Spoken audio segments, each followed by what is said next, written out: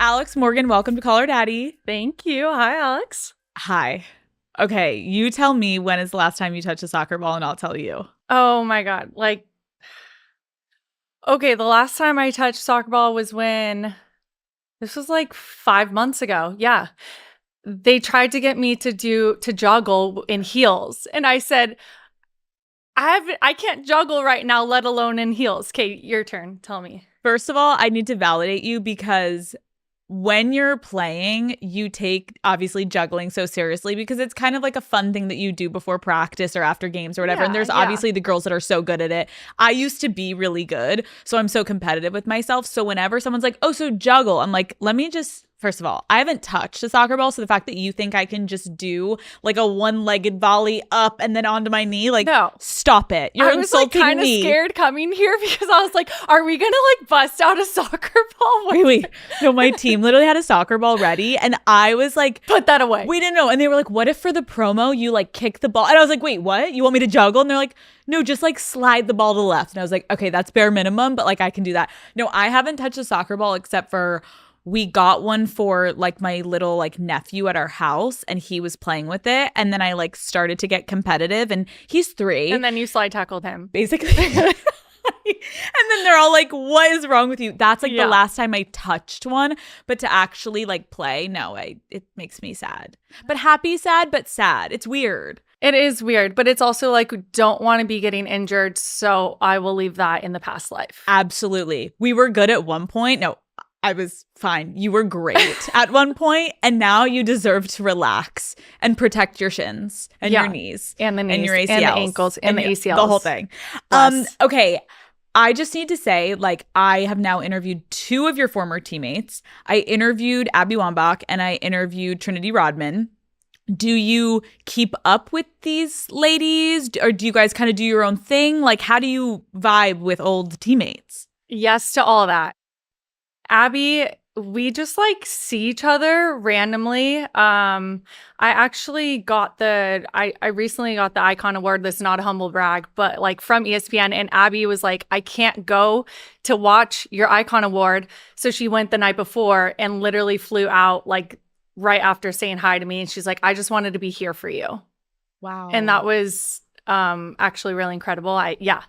I like cried. I was like, thank you so much for being here. It means a lot. Like So me and Abby really care about each other. And Trin is someone who I care dearly about. And I've just seen her career and just her life take off in front of my eyes. And I'm really happy for her. So I do try to keep up with the girls, but it's not like every day we're on like group text and texting and stuff. Like I got kids. I have like mom group friends that don't even know who Alex Morgan is, which I'm so happy with. You like it. It's so nice. I just show up and I'm just like one of the moms. Until you're like, oh, now my little one want to play soccer. And all of a sudden everyone's like, who can teach them? And then you're going to be able to be like, I'll do it. I will be like in my hoodie. No. Do you have an extra hoodie I can wear? You're like, not me. And then you come out of retirement for your kids and you're like, let's go. Get the ball. Slide tackle. For details. I'm excited to talk to you today because you have paved the way for so many women on and off the field. And I have looked up to you for so long, and I know so many people watching have. So I want to go back to the beginning a little bit here. You decided at 7 that you wanted to be a professional soccer player. This is what I read. And you told your mom that this was going to happen. Yeah. Can you share the story of when you told her this and what her reaction was? Yeah. So, taking us way back. So I have 2 older sisters, and I like always wanted to follow in their footsteps. I was always trying to like do everything they did, but better, obviously, as the youngest sibling goes. And so my sister was like, decided to write a little sticky note to my mom to put in her office, like, hi, Mom. I love you so much, and I want to become a model when I grow up. That was what my sister wanted to be. And I was like, model, lame. Like, let me tell you. So I was like, hi, Mommy, I love you so much. And when I grow up, I want to be a professional soccer player. And she had like my sisters and mine, posted them on the wall and was like, girls, you go get it. Like, I will do anything you need to be able to accomplish that. So my mom took me to Mia Hamm's retirement game. She bought season tickets to like two women's leagues before that folded, just to support the team. Like we couldn't ever go to the games, but like just to support the team. And she was like, let's do this. Like, I'm here. We'll fly across country. Like, I'll do anything to help you become a professional soccer player, which, by the way, there was like little to no avenue to do that at the time. Absolutely. Like, well, it's also cool for you, Alex, because I feel like so many girls did grow up being like, I'm going to be a professional soccer player. And then it doesn't happen. And you get to sit here now and like, it's crazy even hearing you reference Mia Hamm, because I grew up and Mia was just like my everything. I had the posters, like I went to games, like I watched her on TV. And then you became a lot of young girls Mia Hamm. And how crazy to think that it started on this Post-it note, and your mom, which is incredible to know that your parents were so supportive and they were like, oh, we've got you. Because I think a lot of times when kids are young, parents can be like, yeah, sure, you want to do that. And then they don't actually help foster that drive and that dream that you have. So that's really cool. Your parents were supportive. It was really awesome. Your dad, though, was also a huge part of your life. You said that he was one of the best coaches that you ever had. But did I say that? Yes, you had said my dad was one of at the time. Yes, my dad had been one of my best coaches, even though he knew nothing about soccer.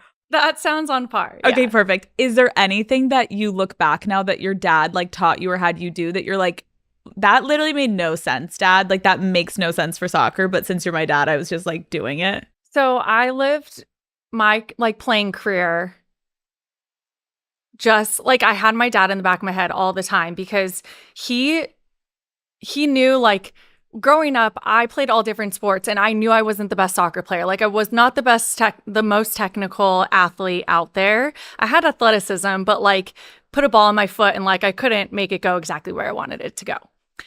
But my dad like instilled this confidence in me, and he kept just after every game, after every training, like he didn't tell me like, good job, you did everything perfectly. There was criticism in there, but he would tell me, you are the best. Like, and you need to believe that when you step on the field, you need to believe you are the best, because you are. Like, in my eyes, you deserve better. Like, we went to a team when I went from rec to club soccer, and he was like, this is not the team for you. They don't treat you like you're the best. The coach doesn't believe in you like you believe in yourself. We're going to a different team. So I think like that confidence that he instilled in me and like he almost had for me, kind of helped me believe that throughout my career. So it was like, I don't care that I am not the best soccer player. I can't put the ball in the exact spot that I want to, but I'm going to believe that I'm the best all around, all day, every day. And just having the mentality took me a really long way. I appreciate you sharing that. You acknowledge like you weren't always like the most talented on the team. Like you really had to work for it.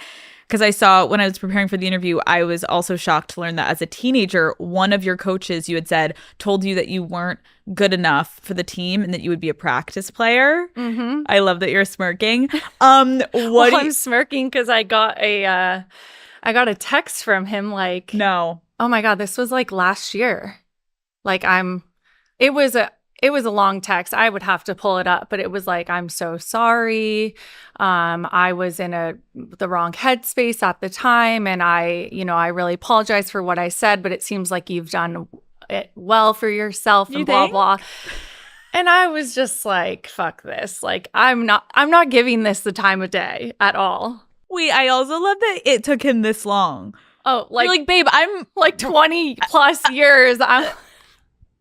Yeah. Stop. You're like fully winning like a World Cup and he's like can't text you then, but now he's finally like sliding in as you're like retiring and you're like, bro, where has this been for the last 2 decades? Yeah, no.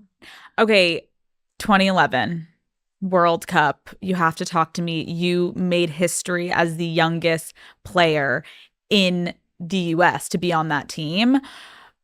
Where was your head at mentally when you realized, like, I am going to the World Cup and I am the youngest rookie? My head was, like, not anywhere to be found. I was like, stay in line, do as you're told, shut up, like, don't say anything. Like, I could not be more opposite than these young players coming in, like, I have arrived. here I am, know my name, learn it, memorize it. Like, I was opposite of that. I was like, don't make a peep. Like, shut up. Like, don't do anything to get you to have anyone look at you. Even, yeah. Alex. This is why I love interviewing people, because, like, again, I have images of you in my head on that field when you're, like, scoring, and that, like, competitive, incredible part of you that, like, has that, like, beast mode inside of you. And then hearing you be like, I'm just, like, hiding behind the girls, like, just happy to be here. Like, anyone need water? Like, you know, though, when you step on the field, it's kind of your, like, release. Yeah. Like, with you, maybe it's having a microphone in a room by yourself. You know, you just, like, are yourself in a way that you can't explain.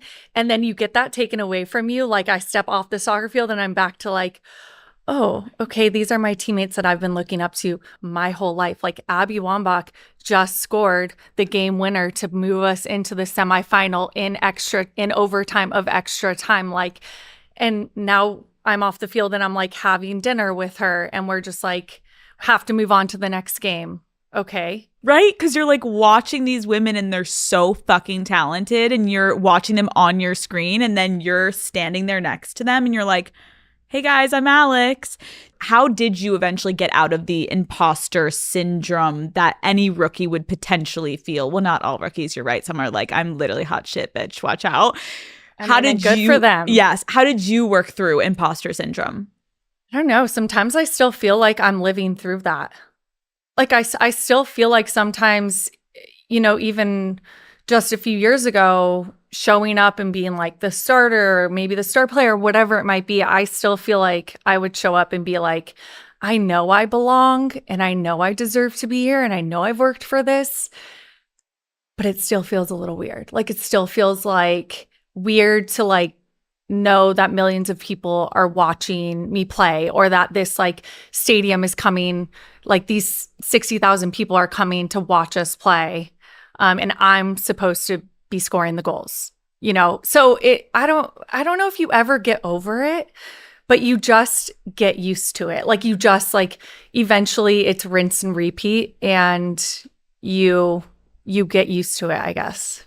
Do you feel like there was a point in your career where you had a shift in your confidence level? Like, I get the imposter syndrome is weird because it's like, who would get used to millions of people tuning in these huge moments in your career? But, like, did your confidence ever be like, okay, I'm feeling better about myself and my game and, like, who I am in this league? Yeah, I think in 2015, we won the World Cup, and I felt like it was, like, that was the first time in a long time we had won the World Cup, and we felt like, okay, we want to celebrate and we want to party, but we still have to be, like, buttoned up, and we still have to be, like, girls. We have to be nice women where we have to say the right thing. You can't curse. You can't, like, you don't want to be seen, like, drinking, God forbid, smoking a cigar when you celebrate. Like, no, that doesn't happen. Then fast forward to 2019, and we were, like, owning our shit. We were like, yeah, we're the best. We're going to win. We filed an equal pay lawsuit against U.S. Soccer. We know that winning this is going to help our case, and we are the best. And so we, like, carried that, like, confidence in a way that I feel like women don't usually feel comfortable being able to do so, because we've always been suppressed. Like, no, just be a nice lady, shut up. And we were like, no, and we're going to celebrate, and we're going to do that with alcohol. We're going to do that with parties. We're going to do that with loud music. We're going to do that with saying whatever the F we want. And we did. And I feel like that was the moment that I was like, oh, like, I can be a badass out on the field and I can celebrate my wins, but I could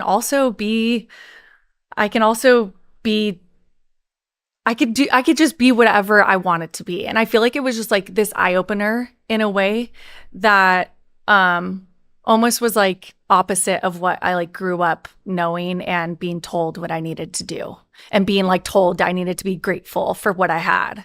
I agree. I remember that moment where you guys win and we see these women, like, acting what some people would assume is more like men. And it's like, oh my God, they have an alcoholic beverage in their hand. And they're like, yeah, we just fucking won. Like, can't we celebrate?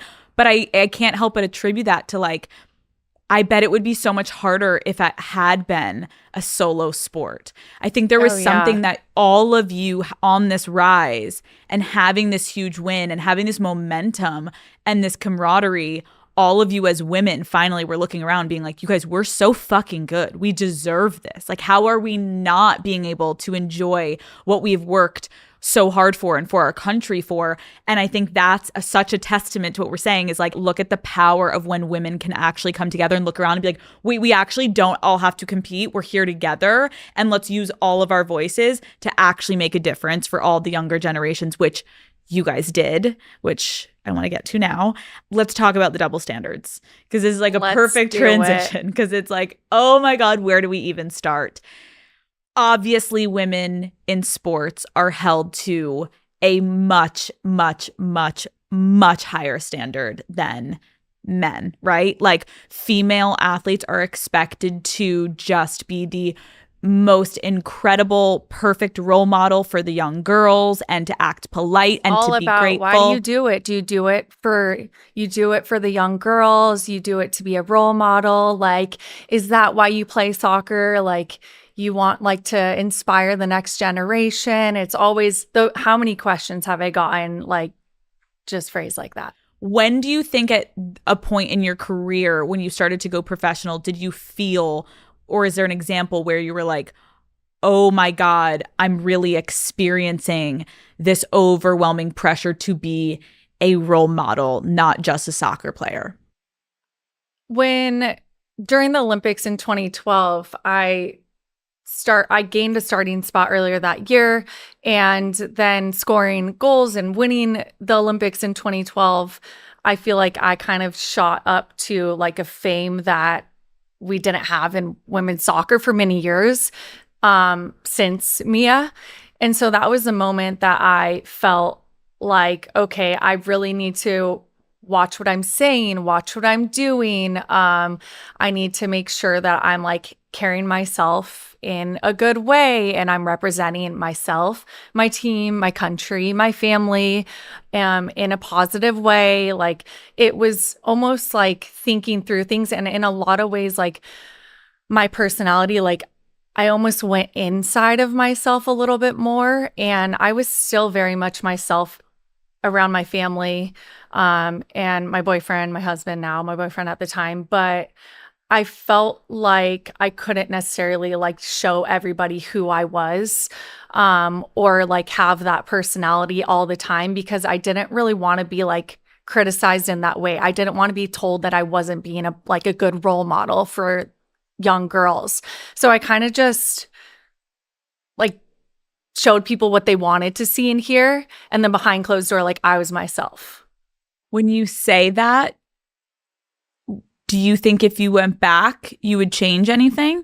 I think if I like was going through my professional career and like becoming that like 18, 20, 22-year-old like professional athlete now, I think standards have shifted a little bit. So I think it would be a little bit different. And I think it would have shaped me differently in a way of feeling a little more confident to be like myself, even when the cameras were on. But at the time, I feel like it was in a lot of ways like women's sports didn't really have a platform. We were really fighting to like get any access, like for our games to be broadcasted, for more than 3,000 people to be coming to our games at the time.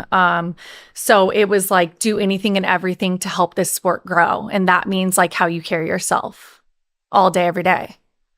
It's exhausting. It's really fucking exhausting. Did you have people in your ear giving you feedback and advice, or were you navigating this and kind of figuring out how to move and be a role model publicly on your own? Well, I was both navigating it through my teammates and like my agent and my family, but I was also seeing like how maybe some of my teammates who reacted in a different way, who maybe brought their egos publicly or, had just not even, it's hard to say ego, just like confidence, who brought them their full selves to the public, like were seen as in a negative way. And so I was like, well, I don't know that I want to have that much criticism on me at such a young age. So just like get in line and kind of do what you're told and like put on a happy face and like take like after games, I would literally be signing autographs and taking photos for like an hour. You don't see male athletes doing that. Like they wouldn't stop for a photo after a game. Like they're going to the locker room, they're showering, they're getting home and they're having a beer or whatever they're drinking. But for me, I was like, that was what we had to do. We had to like show everyone that like every single person in that stadium mattered, that we were doing the most to grow our sport, that we were being a good role model, And it's like also hearing you say that, I agree. It's like there's so many moments where, of course, like you're so grateful. You want to sign an autograph. You want to smile and take a picture. But it's the fact that it is this like prerequisite that you are expected, and anything less than perfect, then you're probably a bitch, or you have some type of problem and you're an egomaniac and you're an asshole, and oh, Alex Morgan isn't even a nice person. And all of a sudden you're like, wait, just because I like created a little bit of a boundary for myself because I just played a 90-minute game and now I just want to like quickly go rinse off and like not take sweaty pictures for an hour.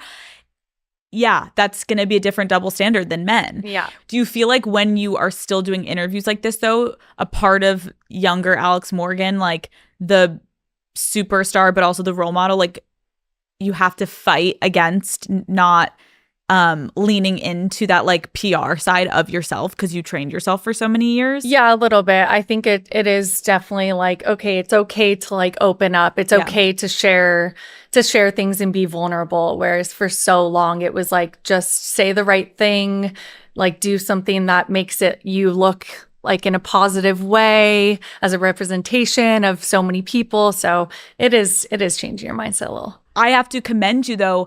I think it was the right decision back in the day. Like, I don't know if I would have changed anything because I agree with you. I don't think the world was ready in the way that now women in sports are slowly able through social media also to have control of their narrative. You were completely beholden. We're able to have control of our narrative because like we have people like you able to talk about this on TV. Like it was only men talking about that back then. So they were forming the narrative. The reporters, there was mostly, I would look out, I would be at a press conference on the table, I'd be looking out, it'd be mostly men. Now it's like, it really is split. In a lot of ways, a lot more women have entered into sports. That's a good point. In a great way. 2019 World Cup, I have to talk about the tea. You celebrated a goal against England by pretending to sip tea, and the internet and the news. Oh, all of Britain hated me. Alex, why do you think people, what did you do? You literally were just like sipping tea. Well, I scored. Right. Yes, you did, sweetie. Yes, you did. Don't leave that out. You scored and you celebrated. I celebrated and I went over and I sipped some tea in front of the world and Britain as we beat them. Yes, I did that. And then they came after me with vengeance. And I was like, I just wanted to celebrate. I never celebrate. I never, ever had a celebration planned. Ever. Look up any other celebration. You will not find one more. I had one celebration my whole life. It's the tea. And people wanted to kill me over it. Wait. Take me back to that moment. You go and you do this. In that moment, you were just like reacting and it felt right and you didn't plan it, whatever. Yeah. Did you have any idea? None. And then when did you find out the amount of backlash? Like immediately after the game? Oh my God, it just built. Like after the game, the next day, 2 days later, 3 days later, like I had to like change. I had to be like, I don't know. It was off the cuff. It had nothing to do with Britain and how you guys like tea. It was like, I was like, this is kind of crazy. Can you guys stop coming after me? Meanwhile, again, I'm sorry, but we have to do it. Like, can we pull up every absolutely fucking insane dance, gesture, weird shit that guys have done? The gestures. Yeah, we know. But you sipped tea. You're like, I took a fucking sip of tea, and they're like, you're dead. Meanwhile, men are doing some crazy shit at that, like, on the end zone, and people are like, gorgeous. That's my player. Yeah, that's my man. Damn, he's so cool. I'm a biased jersey because of that. Meanwhile, they're like, you're canceled because of that. smile, and just go back to the fucking line and get ready. Oh, man. Crazy. I'm still waiting for my tea sponsorship. Oh my God. Honestly, lip didn't come through. Imagine. I know. Wait, that actually is like genius. They should do it right now. Come on, guys. You still can do it. There's still time. What message do you think it sends when we expect female athletes to be overly humble and to essentially downplay their success? Not a great one. But again, men have been in front of the narrative the whole time. So now I just feel like things have changed. Like, I just love when I see an 18-year-old, when I see Trinity Rodman, like, showing up and being like, this is me. Take it or leave it. Like, so I don't care. Yeah. I love that. Yeah, I agree. Let's talk about the double standards of how did you feel when a large part of the conversation at times throughout your career was about your looks? Oh, man. I mean, it was, you know, I can't complain. I got a lot of opportunities because of it. But it was like sometimes really, it was like, it was cringy. Like, I would go on the internet and be like, this is weird. This is really weird. What do you remember sticking out to you of like just some comments that you remember? Well, I don't know. It was like going to an autograph signing and just having a guy come up with like all of my swimsuit pictures and being like, oh, I want to just add to the collection in my man cave. And I'm like, TMI, like, I don't care. Ew. I don't care. Don't tell me. Don't tell me what you're doing with this. Please. Like, this is weird. Yeah, it's so crazy because it's like you were one of the best on the field. And then in so many moments, like when I was researching for this, I was reading through so many moments, like in 2015, going into the World Cup semifinals, FIFA posted an article calling you a talented goal scorer with a style that is very easy on the eye and good looks to match. And it's like, wait, what? And then there was like a thing that like I remember reading that was all about how like your bronzed body, like I'm like, what in the fuck is happening? It's like our talents aren't good enough. They gotta like find something for clickbait. I don't know. And I remember reading, it was one I think for the Olympics where someone was saying like half of it is like, yeah, to go see the women on the field, and then the other fun part of watching the game is to decide like who's the most good looking on the field. Listen, I don't care why you buy the ticket to go to the game. As long as you're buying the ticket, whatever. Like, you can think whatever you want to think. I don't want to know your thoughts. You come to the game, you buy the ticket, you buy the jersey. Great. I'm going to get a piece of that. That's all I was thinking. Yeah. It's kind of how you have to think, right? It's how you have to think. When in private moments with your husband or your family, like, did you ever open up about how it was impacting you? Like, were you ever like embarrassed showing up to the field because people are treating you different than some of your teammates? Were you ever self-conscious more? I know that would be confusing to people, but when people are focusing so much on your looks, are you feeling like you have to have your hair perfect and your makeup perfect? Like, how did it impact you personally? Well, I mean, I honestly like dealt with a lot of acne in my career or just like in my life.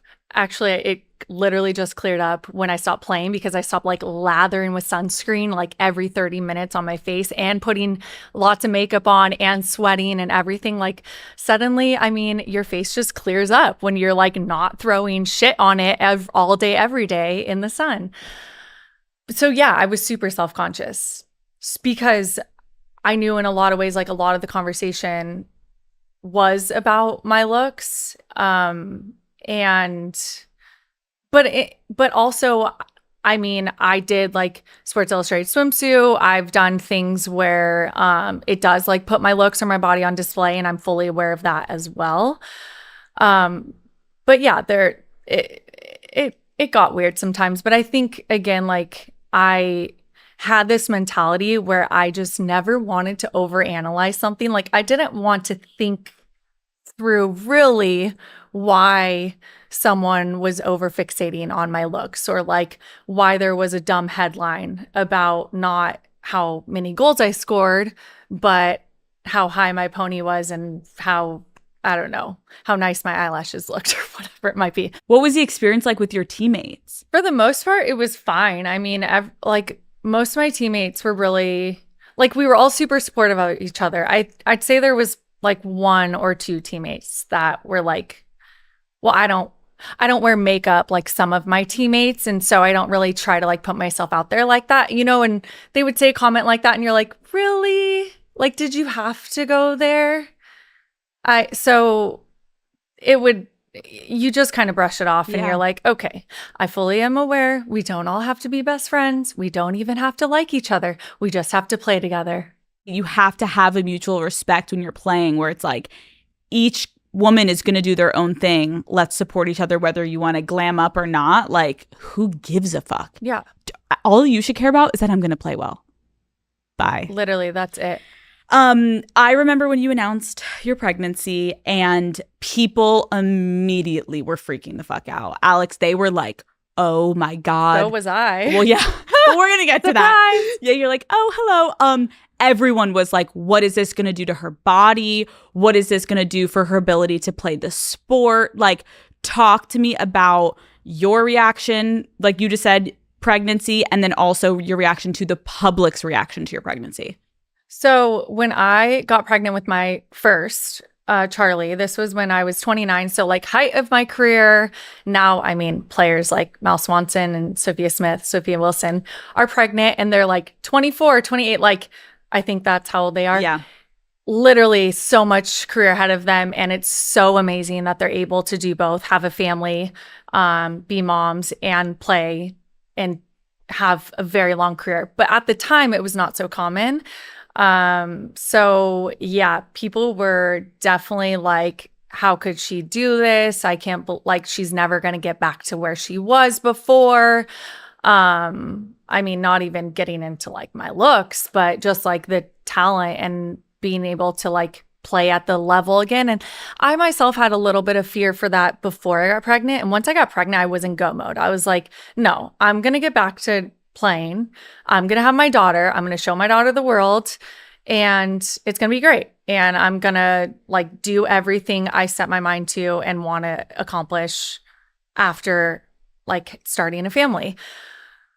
But yeah, it was not like the happy, like, congrats and we can't wait like for you to have your baby and get back out on the field type reception that I initially thought it would be. Right. It was kind of like, what are you doing? Well, it was like, why would you choose that over your career? Like, you are in the height of your career. And talk to me about your decision to start a family at that point in the middle of your career. It goes back to honestly like owning who we were in 2019. Like, we won and we were like, this is us, take it or leave it. And I always wanted to be a mom. And honestly, like the confidence that I had growing through that year, between the lawsuit, between winning the World Cup, scoring many goals, getting like the silver boot in the World Cup, like I felt really good about myself. And after that, I was like, I've done everything I've wanted to do. I'm not done playing soccer, but I have been able to accomplish everything I've wanted to. Now it's my turn in life to do what I want to do. Like, and so it was the right time for me. And that's all that matters. And I think the difficulty of being someone that represents the country in these moments is a lot of people feel like they then should have a say on you and your life and all these things. And meanwhile, which we're going to get to, you're like, oh, maybe if I was even being treated well, but guys, like, let's calm down. You all care about us, which I now being involved in the league, I'm like, it's like we have to stop just pretending it's every 4 years. But it's like for you guys, it's like people caring about women's sports for the Olympics or the World Cup. And then it's like they act like they have a hold over your life, but it's like, this is my life 24/7. You guys are getting to see me in these big moments, but I'm putting my body on the line throughout the whole year. And like, I want to do something for myself, and that's okay. But it is crazy that people make you feel like, no, this should be a joint decision of the country. Put it on your Instagram story and let's all do a poll if Alex is allowed to have a kid or not. Like, that's literally how crazy people are. They think that they deserve a say in your life. Yeah, it is a really private thing to get pregnant and then to share your pregnancy, not only with your friends and family, but like with your teammates in the world. So it was a really scary moment. Like, I was like going to the doctor's appointment, like really secretively. And this, having conflicted emotions, like I'm so excited, but also like I can't have one person see me going into this doctor, or else like it's going to blow up on the internet, or like I don't know who I can tell without like sharing this really private information that I don't want shared. So just going through my club team and the NWSL Orlando at the time and the national team, it was really scary, like treading that while also like it supposed to be being like one of the most happiest moments of my life too. Right. And you're navigating it in fear and secrecy a little bit. Oh yeah. Which I know I'm not alone. I know a lot of women deal with that as well. Yes. When you have your child and you go back to playing, talk to me about navigating being a mother and also being a professional athlete, and how were you navigating those first few years? It was not easy. Let me rephrase that. It was very difficult. Because there was like no rules. There was no standard for moms like in the NWSL or even on the national team. Like, I had to draft up an agreement with the general manager at Orlando, like that my daughter could travel with me and a childcare provider, like a nanny, and also that they could come into team meals. Like, they pushed back on like coming into the meal room. I'm like, no, I need my daughter to like, she needs to be with me. Or like going in the locker room. It's like, no, my daughter's going to come with me into the locker room, and she can go like to the suite or whatever when I'm ready for her to go. Or even like having a ticket to a suite, not like in the stands with fans. Like, no, I'm not having my 1-year-old daughter like in the stands with fans asking for a photo of my 1-year-old. That's weird. So it was just like, it was writing all these rules that had never been written before. And I was like, oh my God, I've seen players have kids before in soccer and on the national team. How did they do this with even less like resources and support than I do? So it was interesting because I was like being pulled in a million directions, and I was trying to be a great mom and I was trying to be a great soccer player, but I was also now having to like write new rules and advocate for all moms in the future in soccer. And so it was just like a lot at once. So just a little bit, just a little bit at once. You can tell like I'm like really passionate about this subject. Well, as you should be, because it's like when you started to live it again, Alex, I feel like there were so many moments in your career where it was kind of thrust upon you to like be the face of these moments. And you're not even sitting here being like, I didn't want to be. It definitely wasn't something you were asking for. It does show your inner strength that like in all of these moments, you were able to be like, I've never done this before. I have no one basically that can kind of like guide me, unless the first conversation we had at the beginning of this is like your rise to fame and this like intense pressure that was put on you for your looks and your game and all of it. I guess you could have called Mia, but there's like 1 or 2, 3 women in the world that you could be calling to ask this. Then you're going through the mom thing, realizing you are one of these star players who has a little bit more privilege than maybe some of the other women. Oh, yeah. But still, it's like, I read somewhere where you were like, I'm in the back of the plane with my daughter on my lap and we're going to like the Olympics or something. Like, what happened with that? There's been many situations like that, but definitely my daughter was, so I had just got traded to San Diego. I was so excited about playing for San Diego in the NWSL, and this was like 3 years ago. And my daughter was one and a half I think. So a 1.5-year-old, is running around. They're very active. They're not an infant. Like they weigh like 25, 30 pounds, maybe more. And I got like on the bus and I got a ticket for my seat. And it was like 27B. And I got one ticket. And I was like, I have my daughter with me. They're like, yeah, well, she's under 2. So she could sit on your lap. And I was like, I'm 27B this is like 3 years ago, with my 1.5-year-old on my lap, and we're going from San Diego to New York. Excuse me? I was like, and back to the privilege thing, I said, I'm sorry, I cannot go on this trip if you don't get a seat for my daughter. This is not happening. This is not, I will walk off this bus. And they got me a ticket for my daughter. And I feel fortunate to be in that situation, to be able to have said that and set then a standard across the league for now it being a child 1 and over having their own seat. I feel like a child should have their own seat regardless. It doesn't matter if they're like 2 months old. I agree with you, Alex. You bring the car seat and you put it in the seat so we can get off of the plane and go play our sport and go run around without our legs going numb. So there was a lot of challenges to work through, a lot of barriers to break down. But it's incredible, like, that you got, again, you speaking up in that moment now is going to change women's lives in the future in this league. And I'm going to get there because I know now, being involved, there's so much change that is happening in the NWSL, which is amazing. It's amazing. It's incredible. But I do want to first get to equal pay. Okay, girl.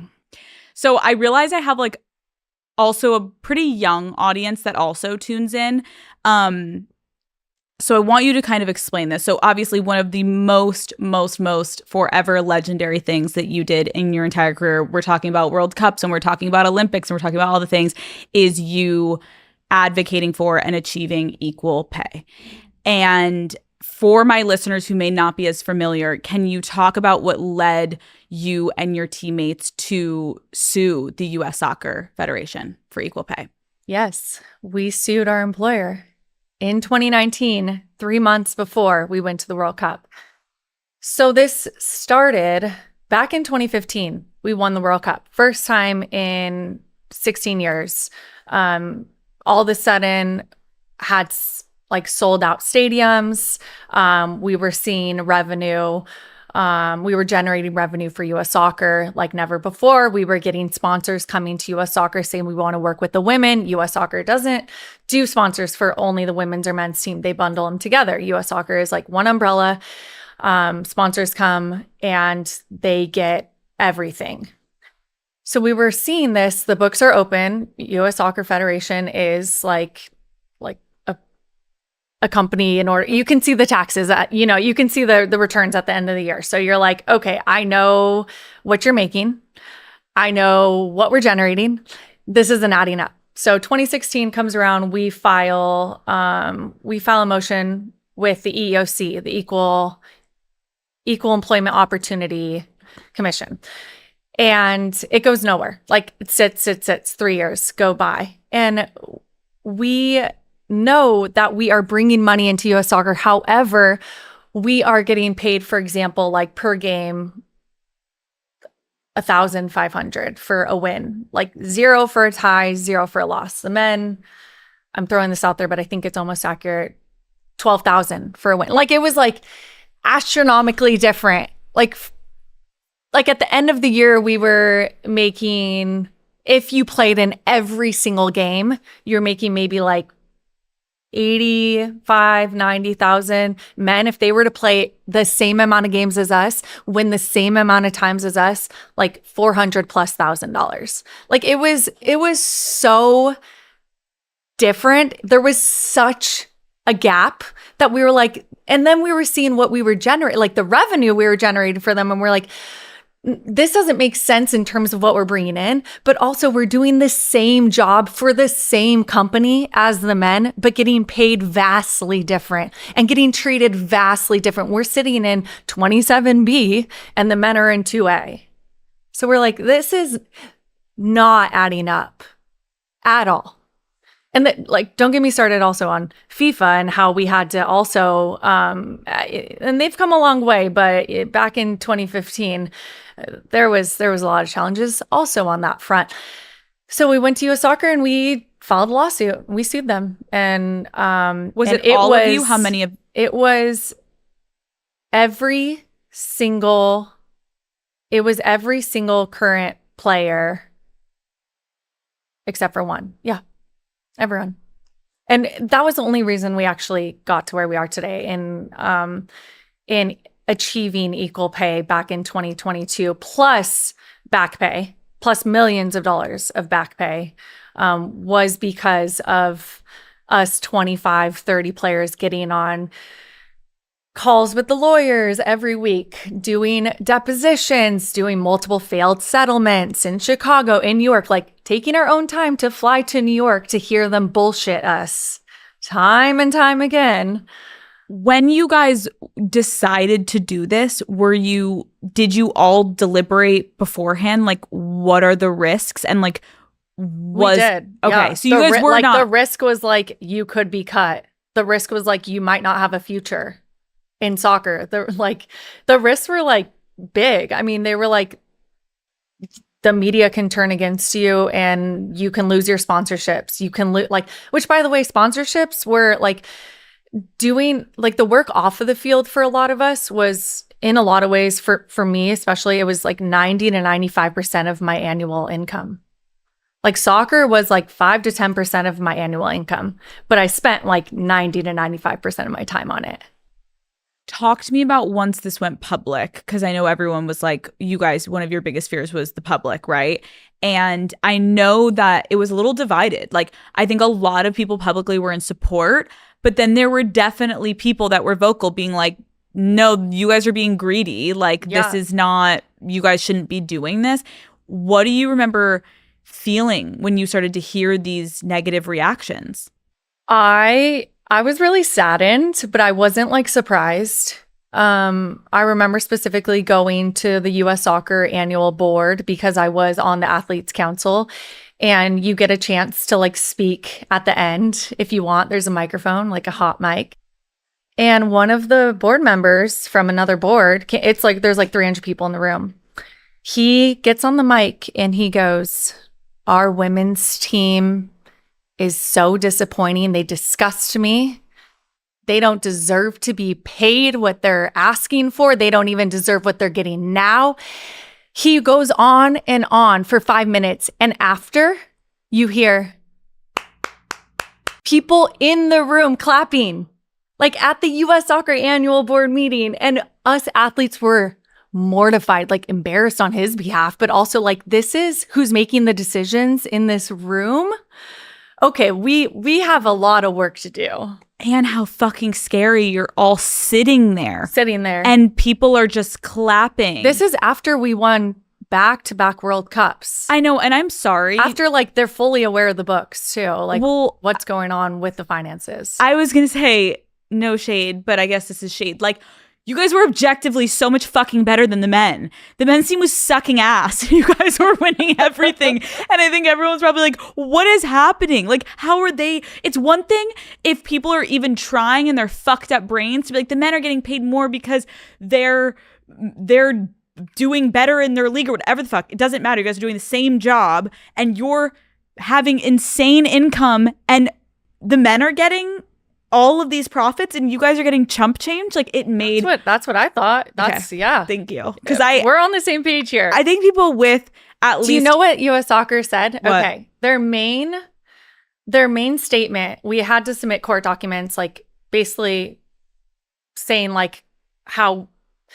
saying why we deserve equal pay, and US Soccer saying why we didn't. Yep. Their main argument was that the man bears more responsibility because they what was it? They bear more responsibility because they are inherently faster and stronger. Because it takes more strength and speed by a man, and so the responsibility is greater. So basically saying like women are inherently inferior. That's that. We dragged them. They retracted that statement later. They're like, we're so fucking embarrassing. We're sorry. Jesus Christ. But that's what's so fucking scary is people genuinely believe this. They had multiple shit. eyes on that before they submitted that. And they thought that that was the right thing to say. Like, yeah, we believe this. Men are superior because of their muscles. Like, I'm sorry, what?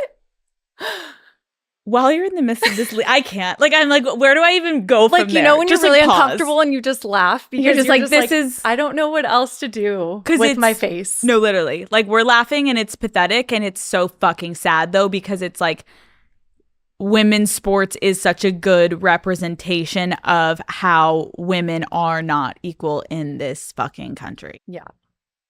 But hey, we're getting there. We're getting there. Also, just so you guys know, as you're listening, we're getting there because it actually is going to get better. I know we're in the trenches right now and we're like, fuck this shit, but we're getting there because it does get better. Okay.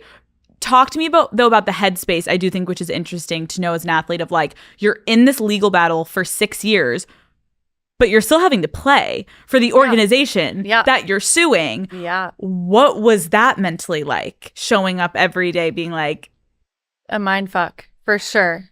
Like it was like, hey Alex, like USR come to me, can you do this interview, can you do this feature ball? And I'm like thinking to myself, why would I do anything for you guys? But then I'm thinking to myself, well, if we settle, if I win this lawsuit, then you know we are going to be besties again, and eventually I do want you to pay me more. So like, do I go the extra mile for you? We had so many really heated conversations with the president of US Soccer, who had to step down because of very poor decisions that he made, very poor comments that he made. I mean, the amount of times I had to wake up at 2:15 a.m. on the West Coast to do a hit on TV to talk about the lawsuit. Countless. And this is like, then you wake up at 2:15, you do the hair and makeup, you go on TV, you do like the 6-minute hit with Robin Roberts, and then you go home and you wash your makeup off and you go to training, and then you're exhausted. And you're like, I just feel like I worked a full day, but oh yeah, I forgot I'm not getting paid enough at all for what I'm doing. Talk to me about when you guys win this lawsuit and like realizing that you had achieved equal pay. Where were you and what did it mean to you? It meant everything. So US Soccer hired Cindy Parlow-Cone, who was a women's national team player, scored many goals, very good player. She became US Soccer president. Also, that was a voluntary position. Like, you did not get paid to do that. So when she came in charge of that, we were like, okay, we got one on the inside. We got this. Still got to convince that board, but we got this. And when we settled and achieved equal pay and millions, over $20 million back pay, I was holding my daughter when we signed it. My daughter was 3 years old, 2.5, 3 years old. And it was a really special moment because it was, I mean, you got to think like over 500 hours of our own time put into something that like you never knew if it was going to ever happen. Like you didn't know how you were going to be seen as, you didn't know if this was going to work out, you didn't know like what kind of effect this could possibly even have in sports. And the emotional toll that I can imagine it took on you. Also, you knowing like, I'm not someone that's probably going to see the most benefits from this because I'm closer to being on my way out of this league. Yeah. But knowing that you did this and you fought this fight because now it's going to impact so many women now to come to this league is incredible that you guys did this. I remember when I decided to get involved with the NWSL, I think that was one of like my first conversations that I had with the current commissioner, Jessica Berman. I remember I sat with her in New York City and I had a meeting with her, and I had like opportunities to put my hydration drink with like, you know, in certain areas. And I was like, I want soccer, but like, what are we doing for these women and how is this changing? And I will tell you, almost one of the single-handed reasons that I decided to sign that contract with the NWSL is because of that woman. She is the commissioner. The way that she's talking about, like, she's owning, like, I cannot believe what has happened in the past. And I come from the male sports side. And my goal in my literal life right now, and I see her sacrificing her time with her family and everything, as all the other athletes are doing, is like, I'm going to make change. And I know it's not going to happen overnight. And I remember she had told me, she's like, in my office, I have framed burn it, when Rapinoe literally tweeted and was like, fucking burn it. Like, she's like, I look at that every single day and I'm like, I am going to work my ass off to support and protect these women. And to me, that is also a product of you and all the women who stood there, because it's like, now every single time we chip away at this, it's not going to change overnight, but it's getting better. So as fucked up as all this was, thank you for all the work that you did, because now all these women who are playing right now wouldn't have had the rights that they do. And I know they still are probably want to go fight for more things, but you guys got the ball rolling in a way that is going to change generationally women's sports. Yeah, honestly, thank you. Just taking ownership is so important, and like holding yourself accountable and knowing that like we all have a part to play, and also we likely won't reap the benefits of what we're fighting for, but the hope is that our kids will. Like, my hope is my daughter knows nothing other than equal. She knows nothing other than having as much access to a soccer field, to the best like coaches, to the best opportunities, because I played some small part in it. I look at these young players coming into the NWSL and I'm like, yeah, you have that confidence. Yeah, you walk in there proudly and you ask for what you deserve. Because in a lot of ways, like, that's what we fought for, but we didn't have that opportunity. I mean, players' first contracts, the first year of the NWSL that I played in, dating myself, was $6,000. Not a month, for the season. $6,000 to play in the NWSL for the season. Players are getting over $500,000 now to play, and maybe in 3 years, $1 million, and maybe in 3 more years, $5 million. Who knows? It started with those players. It's crazy to think about. I also just couldn't help but think, as you're saying that, how many women listen to this show. And it's like, this doesn't have to just be applicable to sports. I think sometimes when you as a woman want to try to create change, whether it's at your job or socially or whatever it be, like, it can feel really disorienting because you're essentially most of the time the only woman in the room. Like, even as although we're talking about women's sports, you're like, all of the people we're in the room with are these men that are making these decisions, right? And so I think this is one of the most concrete, incredible examples of, yes, you may not completely reap the benefits of the fight that you go towards to get more equality for women in your sector of wherever you are in life. But this is a perfect example. Your daughter now, if she decides to go and play, she is going to have a better life because of you. And how fucking cool is that? And hopefully in or out of sport. Yeah. Let's talk about your retirement. You said that you had an epiphany talking to your husband one night that this was what needed to happen. Over some red wine. Your teeth are stained. You're like, babe, it's over. It's like, go brush your teeth. Yeah. Okay, so you have some wine. What is this conversation like? It was just like, I'm ready. Like, I'm ready to have more babies. I'm ready to hang up the boots. I'm ready to have my weekends free. And I feel like I did anything and everything I could have ever dreamed of and beyond in soccer. There's like nothing left that I feel like I need to accomplish. What was the hardest part of making the decision? The hardest part was telling people. It wasn't making the decision. Honestly, once I made the decision, it was like the biggest weight off of my shoulders. I just like came to training. No one knew at this time. This was March or April, and I didn't retire till September. I came to training like just like happy and like this is my, I don't know, my first soccer game in 2025, 2020, what was it? What year are we in? Jesus. But it was just like a lightness that I hadn't had for years. I think just like carrying not only the pressure that I had on myself, but also the weight of like being in a way like the face of the league and a way like carrying myself in a positive way, all day, every day in front of cameras, whatever it may be. Like I just feel like it was a lot, and I didn't know until I made the decision that then I was like, there's this lightness to me. What is this?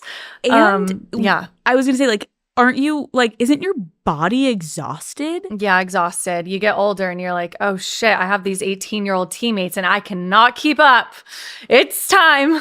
Where you're like, I'm in pain. Like, I gotta go. Like, you deserve to relax. You deserve. Thank you. I think so too. You do, Alex. Did you ask any one of your like former teammates for any advice on like how to approach announcing a retirement, or did you just like let it rip on your own? I actually looked up a lot of retirement like announcements. I saw Abby's. I had a front row view of Pino's because hers was right before the World Cup in 23, and she was retiring at the end of the year. So I like saw the way a lot of people announced their retirement and did their official like video or whatever it may be. And I just was like, yeah, I want to just like speak directly to everyone and I want to lay it all out there. And then, surprise, I got pregnant. So retirement happened a little bit quicker. I know. I love that you're like, oh, by the way, also retiring and I'm pregnant. That was a surprise for sure. Yep, I'm one of those. I was like, I won't get pregnant. I got pregnant. Boom. Oh my God. But what a nice thing to then look forward to. You're like, peace out. And I have another one on the way. It was extremely stressful for like 2 weeks. I was like, actually talking with my manager and I was like, okay. Or they were like, we have this great runway to retirement and like your announcement, and then you're gonna get your flowers and then this and then that. And I'm thinking to myself like, shit, I really gotta tell them that my time's coming. Oh my God. So yeah, there was supposed to be a call about figuring out the next 3 months, and I was like, no, I actually am coming up on 3 months pregnant and I need to retire like this weekend. Like, I'm 3 months pregnant and I can't do it anymore. I can't hide it. I can't play. I can't do it. Your jersey is officially being retired. Congratulations. I mean, Thanks. Epic in a lot of ways, but like, how do you feel about it? So good. I just never even thought that was a possibility, I guess. You see male athletes get their jersey retired.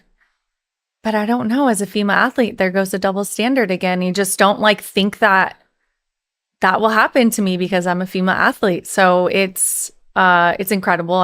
It's a proud moment for me. And now having my son and my daughter and be able to go out on the field and wave to everybody and have 2 kids and a family and just be really happy and at peace where I left the game. It's incredible. And now be an investor in the team. I know. I was going to say that I'm getting my jersey retired from.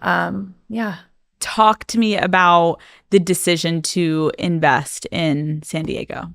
Well, you did your research as well with Unwell and where to bring it, and I did mine as well. I gave everything to this league since the very start. I was I don't even know if there might be 1 or 2 more players currently playing that played in the league back in 2013 when it first started, when there was nothing, when there were no showers after a game in a locker room. God. You're like, I am OG even a locker don't room. Forget it. Yeah, okay? Don't forget it.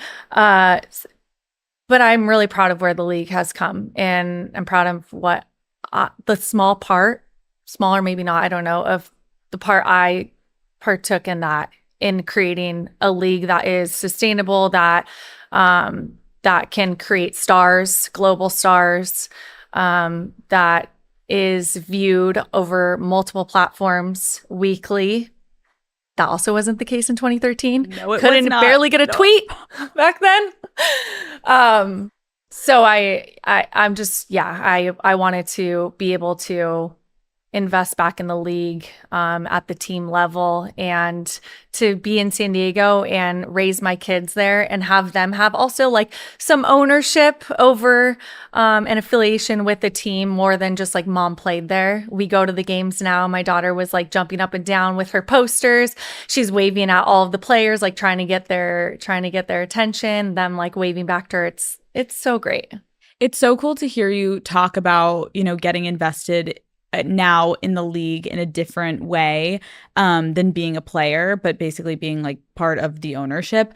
And I would just like want to say, because I this year obviously have gone to more NWSL games now with my partnership with them, and like to women listening, I think when you're in high school, when you're in college, and when you're in your 20s, 30s, and so on, like I think a lot of times, especially with social media, we feel like, where is my social life, and where can I meet people, and where can I get out and actually be in physical with other women that are like-minded? And now every single NWSL game that I've gone to, I, number one, have met actually some of my heroes. Like when I met Brandi Chastain the other month, I was like, okay, well, young Alex actually is like alive inside right now and is thriving and is crying. And so if you were ever a soccer fan, there's always former players that their names and you can run into, and it's really cool. But then also the current players are so incredible, and their personalities you see online, which is fun to be able to follow them and then go and see them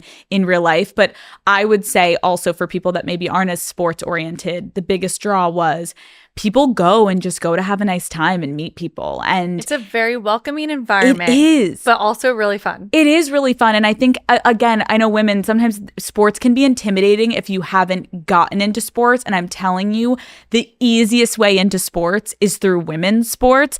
And the NWSL, we just have so many cool things going on, and like giving away jerseys. And I know when we do Unwell pop-ups, like it's like fun activations that, I don't know, I hope that people look and invest more in women's sports, because not only are you investing in the players and just women and equality in general, but you're also investing in yourself, because you're going to meet women and you're going to make friends in your city or wherever you live. So don't overlook it. Get to these games. It's very fun. I had a great time. Extremely fun. I mean, look at even all of the owners across the board. Like, I'm sorry, Natalie Portman? No, like it's so sexy. Yes, ma'am. I'm like, yes, Natalie. Like, it's fun. It's really fun. Yeah. It's cool to see everyone investing. And I appreciate you though, Alex, because you have paved the way, like you said, since there were literally no showers. And now it's getting sexier, but then you've been there since the non-sexy days.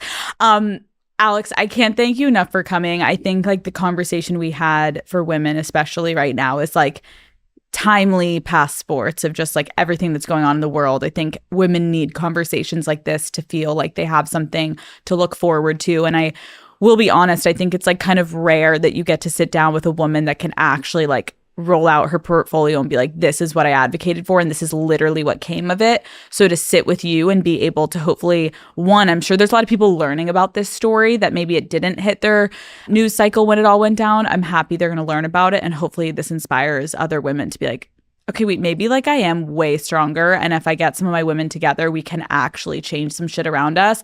And if we did that today, we did our jobs, Alex. We don't need to juggle, honey. Okay. We don't need to pick up a soccer ball anymore. We can just talk about it and we can make change happen. That's right. Thank you for having me on. You are so badass, and I love listening and watching you. You've built a fucking empire. So congrats. Thank you. So have you. Oh my God. Done. You're amazing.